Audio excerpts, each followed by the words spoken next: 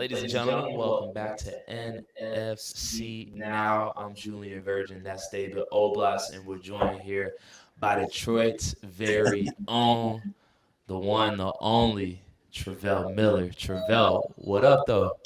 What up, though? How you living, bro? I'm doing pretty good. Thanks for having me today. I appreciate it. Thank you for your time, man. You look a lot more relaxed than you did last time. Now that the Uh, fight's over. it's always like that. I'm pretty sure you see it all the time backstage, before, a big fight. It's always hard to try to stay focused and keep your eye on what's going on. But yeah, I'm feeling a lot better now. What did you and Chloe think of the table tents I made with both you guys on the table tents? I know she took a photo of it, but I kind of changed it up where you're both on there now. Just good action shots. It was the highlight of the night. I ain't gonna lie. To you guys like the knockout. That was our highlight. We saw that on the table because it just happened so it just happened just like out of the blue. Like, yeah, I remember these. It's funny because they're right. They just happened to be right. Yeah. I don't know. Someone just took all of them, but anyway, it's right there on the table. It was that was really cool. Thanks. I was wondering what idea that was to do that. By the way. You're part of the cleanup staff now. Thank you. Travell, man, I haven't seen you in the cage in a while, man. Was that your first fight coming off this loss to TJ? No, I fought in IKF in Orlando a couple of months ago. I lost it was a tough decision, but it was a great learning lesson. And watching my fight from Friday, I see where it came into handy. But and that's what I was essentially getting at, man. Now, you got back on in the win column, man, in an emphatic way, man. You knocked him out. Like, how does that feel, man, to like avenge a couple of losses and now come back and just reestablish yourself as that dude? Well, from just having that undefeated record, to getting that smudge, it was like, excuse me, kind of like a mind fuck. But at the end of the day, I got a great team, a great support system. Nobody's messing with my gym, and instead of just brute strength and the things that you see in the gym, they also help with mental strength as well. And we've all over together. Everybody loses. Even the people that have clean records in amateur, UFC, pro. You take a loss somewhere. To keep getting those wins. Now, going into this fight, man, what were some things that you were focused on, man? And when the fight was actually going on, was there anything that kind of caught you off guard? And what set up that knockout punch? Well, my opponent was really tough. He was kind of fast. I was worried about how different fighters would approach me, having footage of me losing, so I was worried about how that would approach, my opponents coming at me, from fights going on. He caught me with a really good heel kick in the first round. It landed perfectly right in my damn medulla, and it was just like all I could do is play it off like, no, I blocked it. Yeah, I blocked it, but it was a great hit. And other than that, it was my round. I envisioned myself winning, and I went out there and did it. It was never a doubt in my mind that I've never been in the position that you're in to hit somebody with a clean shot and have them fall over and the crowd goes wild. Could you just explain the emotions of that time? Because you've always been a very emotional fighter and you let those emotions go. But could you just really explain to me the magnitude of that moment? It is amazing. That pass. When you was traveling in your documentary, that passion that you got, hey, come look at this, hey, I'm doing this. It's that, but it's the opening debut of that. threefold. Well, I can't say threefold, but I don't know. But it's that's the closest I can do it. You know, I always love fighting, and then it being legal. People are cheering me on to do this. It's a great feeling. I'm getting paid to do what I love. Like I I would waste the whole time trying to describe that feeling to you. Nah, man, it's a beautiful thing, man. You knocked him out clean in the beginning of the second round. Did your corner tell you anything in between the rounds that kind of woke you up, or did you understand exactly what you needed to do and and how to execute it? Um, Honestly, it was kind of my own hubris. I didn't want to be known as like a powerhouse. I didn't want to win like via knockout. I honestly wanted a submission, but my corner was telling me the technique I needed to use to get the win. So I had to weigh what I want, versus what needed, to actually happen. And when I went out there and did it, I always tell my coach, Richard Trammell and Jarrell Bowman, and Josh, like when they're in my corner, it's kind of like it's just a video game, and they got the controller, and they say jab left. That's what I do. Now, you mentioned Coach Trammell, man, and I believe after your loss to TJ, man, I saw you training at different gyms. Did was there some type of change that you made, or could you just explain you training at a different gym?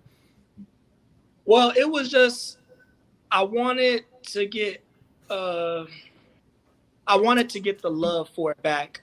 Like I got so caught up on just, it was kind of like Rocky, remember when he just got so caught up in everything that was going on. Like, hey, no, I want to be at this, this cool gym where all the girls can see me and all this other stuff. I feel like I just lost the love for the sport and I had to get it back for myself. So Shidokan is always my home, and they know that no matter where I go, like, it's just I'm welcome at a bunch of different gyms, and I genuinely love, punching people in the face. So, it's always, nice to punch a new person in the face, or, a fresh gym to be at, new techniques to learn, minds to pick on, just how to move, not just as a fighter, but, as a businessman on how to envision your career. Not every fight is a good fight. It's just, I just had to focus on me, and it was a great experience. I think a lot of the different gyms that I went to, such as, Full Throttle Fitness, Leo Kelly has a great gym. It's been a couple of other boxing gym in Marietta that I've been to. I'm glad that I'm not fighting anyone at ATT anymore, because, I love training there when they. You're not done fighting for them or fighting people from them. I'm sure we'll dig up another one. But what did you think of Justin, your partner? What did you think of Justin versus TJ, and how much did you get to see? I saw a good portion of it. I saw a very good portion of it. I feel like um, he kind of just got caught up into the hype of everything, and I can attest to it. Like it's it wasn't his biggest fight. Justin McCullough he's been in there a lot, whether it's been kickboxing or MMA, but when that hype gets brought into it, it's a little, it's emotions. People are yelling. You can get out of the aspect of what's really going on, and some fighters like TJ Holt can really capitalize on that. What did you think of TJ's performance? I feel like his performance was trash. He won. He did win. He did win. His that technique he used, it worked. I feel like the performance was trash, but the way he goes about it is beautiful. I love doing just like from even before he called me out to now, just how he went about things and the things that he's using his voice for. I can attest to. I mess with that, how he does things for these kids in these communities. Like if I ever was going to lose to somebody, at least it's somebody that's using the clout of it to do positive things. That's what Do I you like. do you want to rematch TJ, and do you want to rematch him in MMA or Muay Thai, or do you not care? Honestly, I don't care. Like we have to fight. Like it has to happen. Um, right now, in a year or whenever it happens, it doesn't matter to me. Um, I kind of just do whatever my coaches tell me to do. Jesse, you, David, y'all got David. Y'all all have Josh's, Tramel's, and Richard's numbers. Anytime we ready to set this up, I would love to make it happen. So following the fight, following your epic knockout, man, we spoke in the cage. You were trying to take the microphone out of my hand. I wasn't gonna allow you to do that. I know you're a trained fighter, man, but yo, I'm a trained journalist, so you stay in your lane, I'm gonna stay in mine, brother. But you was very passionate about the call out of TJ Holt, and I respected it. And then even after TJ's fight, man, you were there front row and center yelling that you wanted it, man. We all saw the first fight, man. What could you have done differently, and what will you do differently the next time that y'all line up to compete against each other? I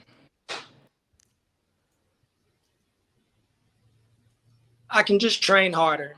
I wasn't at my best that night. He got it. And also, it was just a lot of variables that I wish I would have been not focused on. Like Friday night, it was so many people that I accidentally ignored. I didn't even mean to. Like, just even from the cage announcer, like I forget that this guy, teaches at Octopus. I see him all the time. He's announcing me to call him out. But that fight with TJ, I got people coming in from Detroit, family I haven't seen in years. That's one of my most ticket sales ever. Like it was just like I said with Justin, you got caught up in the hype, and then instead of just being the man, you're trying to be the man instead of just a man. It's a big thing, but when you get the rematch, you'll see it. Can't wait for it, Travell. And I appreciate your fans being on their best behavior. I did notice that Friday night, and not a lot of people see it, but that is something that you and I talked about after the last show.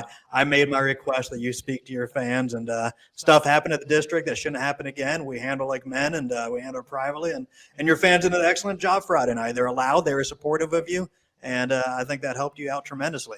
We're about to bring TJ Holt on in a second here. What would you say to him? Because I know he's watching right now, and then we'll wrap you up and bring TJ in. Not to put you on the spot. We can do it, bro. Anytime, any place. It has to happen. It's going to happen. It ain't too many contenders out here. You want to be it. When you came and you called for me, that little 3-0 dude, I answered. I wanted that rematch. You stepped over me a couple times, but I understand. There was better fights going on, and there was better opportunities. You would have been a fool not to take them. But now you got time. So have your people talk to my people. We'll set this. I appreciate Travell, and you have a good night, buddy. Travell, before we go, man, I just got to let you know I respect you, brother. All love. You know it.